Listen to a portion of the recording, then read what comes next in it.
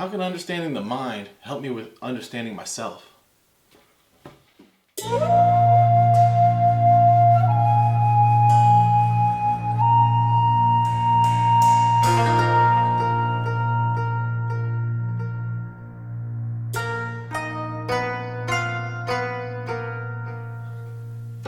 Greetings. Welcome to the Weekly Awakening. In this week's episode, we're going to provide a breakdown of the mind. And first, I'd like to start off with talking a little bit more about self-awareness. And self-awareness is essentially becoming more aware of yourself. And to be able to improve something, you have to understand it.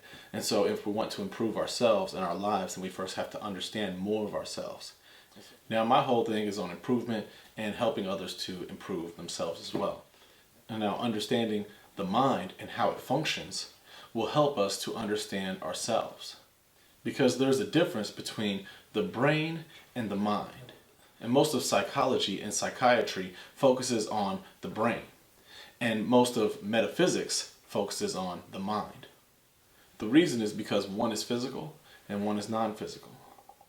A good way in understanding the difference between the brain and the mind and their relationship is comparing it to a computer and the computer operator.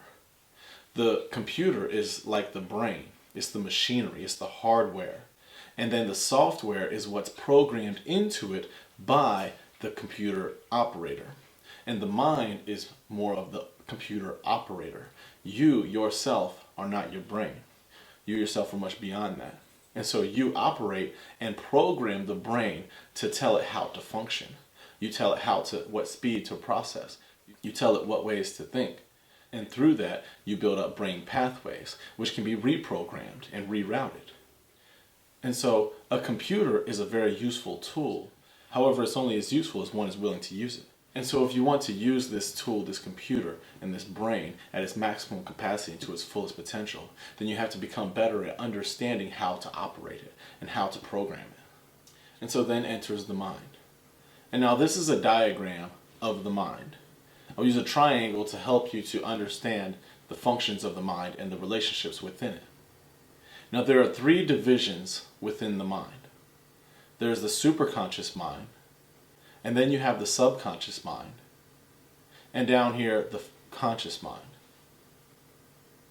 The superconscious mind is on top because it is the part of mind that is the closest to the creator, closest to the divine, the closest to source, whatever word that you want to use to describe this infinite intelligence, this infinite being, this infinite energy. Now there's a line separating the superconscious from the subconscious that extends out beyond the triangle. The purpose of this is to delineate that the superconscious mind is whole amongst itself, and the subconscious and conscious minds are two halves to a whole. Now the power of the superconscious mind is transcendence, or another way to think of it is awareness, because with a higher level of awareness, then you'll be able to transcend any limitations that you currently hold upon yourself. And the purpose of the superconscious mind is to hold the blueprint for our existence, the blueprint that we have created for ourselves. And the duty, the job that the superconscious mind holds is to feed life force energy throughout the rest of the mind. And now we move on to the subconscious mind. And the power of the subconscious mind is intuition, which is the direct grasp of truth. And the purpose of the subconscious mind is to hold the understandings that have been built within the conscious mind.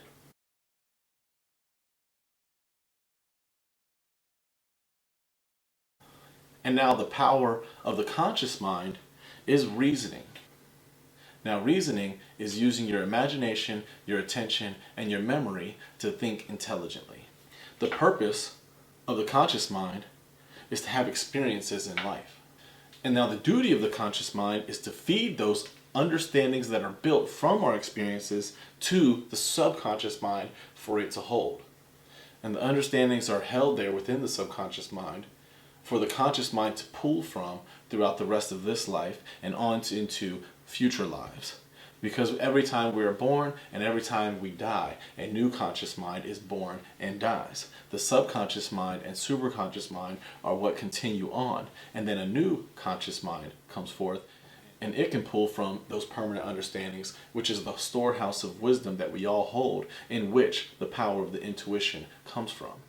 And so the conscious mind is where the body resides. The subconscious mind is where the soul resides. And the superconscious mind is where the spirit resides. These are the three divisions of mind. And so now let's move forward and look into the different levels of mind. And so there are 7 levels of the mind. The first of which that we'll go over is the 7th level, and it is in the conscious mind. It's the physical level. The entire physical level is used by the conscious mind. And that is this physical realm that we exist within and are aware of and conscious of the majority of the time. And now the first level into the subconscious mind is the 6th level, which is the emotional level. And it is the first level into the subconscious mind, so therefore that is why you can feel your emotions, because there is a connection there. I can't feel the camera because there is space between us, but I can feel my clothes because they are connected and adjacent to me, and so I can feel that. And so that's why we can feel emotions. We can't see emotions, but we can feel emotions. The subconscious mind has 4 levels. The next 2 levels are the lower and upper astral levels.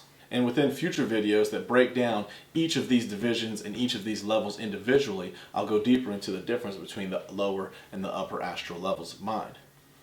And now the 3rd level of mind, which is the highest level within the subconscious mind, is the mental level. And this is where individual thinking begins. And now we begin to get into the 2 levels within the superconscious mind. The 2nd level is the causal level of mind. And the highest level within the mind is the cosmic consciousness level of mind, or the Buddha consciousness, or the Christ consciousness, whatever term you want to equate to this level of consciousness. And it is named Buddha consciousness and Christ consciousness because these are titles to showcase the level of consciousness that these individuals have attained, and others, because there were others who were called Buddha, because Buddha was merely a title given to one man. And Jesus was Jesus the Christ, not Jesus Christ. Christ was not his last name. His parents weren't Mary and Joseph Christ. Jesus the Christ, because he had attained that level of consciousness. These titles were given to individuals who were able to retain this cosmic consciousness as a normal state of awareness. And now one of the keys to attaining this normal state of awareness is creating a channel for you to be able to give and receive from these higher levels of consciousness. And how that is done is through aligning the conscious mind with the subconscious mind, through mental discipline, concentration, and meditation. And then once this is done and these 2 halves are truly an aligned whole, then you can harmonize and attune it with the superconscious mind. And once this is done, then you experience the whole mind and the whole self. Another thing that I'd like to point out that's connected to the universal law of relativity, of the universal truth, that the true nature of reality is connectedness, is that we appear to be separate. So if the true nature of reality is connectedness, then why do I feel separate from other people? Why do I feel separate from you in this video now? Why do I feel separate from the food I eat and the water I drink until I actually drink and make it a part of myself? That is because it's an illusion. And so as the more your awareness is within the physical and within the conscious mind, then it will illustrate the illusion of this separation. And the closer and higher in consciousness I get, then you see these 2 lines getting closer and closer. And so the higher my consciousness raises as it goes through mind, then the smaller and smaller that illusion of separation becomes. If you see the 2 points within the subconscious mind are closer together than the 2 points at the bottom of the conscious mind. So empaths who can feel other people's emotions are becoming a little bit more aware of their connection with other people. And as you go even higher into the mental, that's even closer together. And so people who are able to experience other people's thoughts, finish each other's sentences, things like that. Think of someone in a text or a call comes through. That is because you are experiencing less of the illusion of us being separate until you attain a point of oneness. And so in order to become more aware of the self and more aware of the whole self, you must become aware of and understand the whole mind. So I hope you enjoyed this video and it was helpful for you and informational and helps you along in your journey in understanding yourself. Be on the lookout for the future videos where I will use this information that I've provided within this video, and I will continue to use this diagram within those different videos to help individuals to understand different things such as dreams, manifestation, visualization, the way that thoughts become our physical reality, the inner levels, understanding emotions, permanent healing, and even reincarnation. And so until next time, next week, in our next video, I say to you, peace.